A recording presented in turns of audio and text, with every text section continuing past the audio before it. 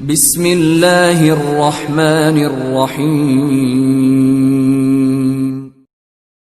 السلام علیکم ورحمۃ اللہ وبرکاتہ۔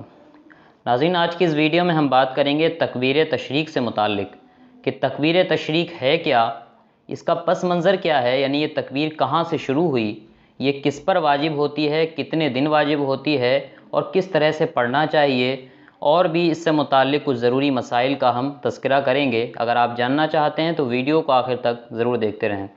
پہلی بات ہم یہ سمجھتے ہیں کہ یہ تکبیر کہاں سے شروع ہوئی، اس کا پس منظر اور بیک گراؤنڈ کیا ہے۔ تکبیر تشریق، آپ نے یہ واقعہ سنا ہوگا کہ حضرت ابراہیم علیہ السلام جب حضرت اسماعیل علیہ السلام کو قربان کرنے کے لیے لے کر گئے اور آپ نے جب ان کے گلے پر چھری رکھی، اس وقت اللہ رب العزت کا یہ حضرت جبریل کو حکم ہوا کہ جنت کا ایک دمبا لے کر کے جاؤ اور حضرت اسماعیل کی جگہ اس دمبے کو قربان کر دو۔ جب حضرت جبریل اس دمبے کو لے کر کے گئے اور آپ نے دیکھا کہ حضرت ابراہیم علیہ السلام حضرت اسماعیل علیہ السلام کو قربان کرنے ہی والے ہیں، تو آپ کو یہ خوف محسوس ہوا کہ اگر میں تاخیر کر دوں تو ایسا نہ ہو کہ حضرت ابراہیم حضرت اسماعیل کو ذبح کر دیں، قربان کر دیں۔ تو آپ نے دور سے ہی دیکھ کر کے ان کو یہ تکبیر کہی، اللہ اکبر اللہ اکبر۔ اس وقت جب حضرت ابراہیم علیہ السلام حضرت جبریل کی طرف متوجہ ہوئے اور آپ کو اس کا علم ہوا کہ حضرت جبریل آ رہے ہیں، اس وقت حضرت ابراہیم نے یہ کہا لا الہ الا اللہ واللہ اکبر۔ جب حضرت اسماعیل کو اس کا علم ہوا کہ حضرت جبریل ایک جنت کا دمبا لے کر کے آئے ہیں اور یہ معاملہ ہے، تو اس وقت انہوں نے کہا اللہ اکبر وللہ الحمد۔ اس طرح سے یہ تکبیر کے الفاظ وجود میں آئے، اللہ اکبر لا الہ الا اللہ واللہ اکبر وللہ الحمد۔ اسی کو تکبیر تشریق کہا جانے لگا۔ اس پر اللہ کے رسول صلی اللہ علیہ وسلم کا بھی عمل رہا، یعنی آپ بھی اس کو پڑھتے تھے اور صحابہ کا بھی عمل رہا۔ حضرت عمر فاروق، حضرت علی المرتضیٰ کے بارے میں یہ روایات ہیں کہ آپ تکبیر تشریق کے ایام میں اس تکبیر کو پڑھا کرتے تھے۔ اب ہم یہ سمجھتے ہیں کہ یہ تکبیر کب واجب ہوتی ہے اور کس پر واجب ہوتی ہے۔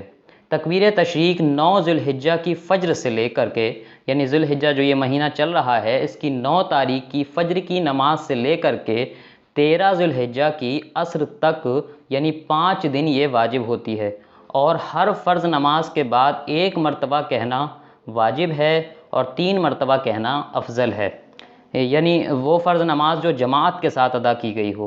اگر جماعت کے ساتھ آپ نے ادا نہیں کی ہے تو آپ پر یہ تکبیر واجب نہیں ہوگی، لیکن بہتر پھر بھی یہ رہے گا کہ آپ اس تکبیر کو کہہ لیں۔ اسی طرح عورتوں پر یہ تکبیر واجب نہیں ہوتی ہے۔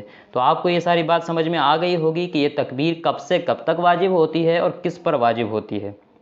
دوسری بات یہ سمجھنا ضروری ہے کہ اگر آپ کبھی فرض نماز پڑھ کر کے تکبیر کہنا بھول جائیں تو کب تک یہ تکبیر کہہ سکتے ہیں؟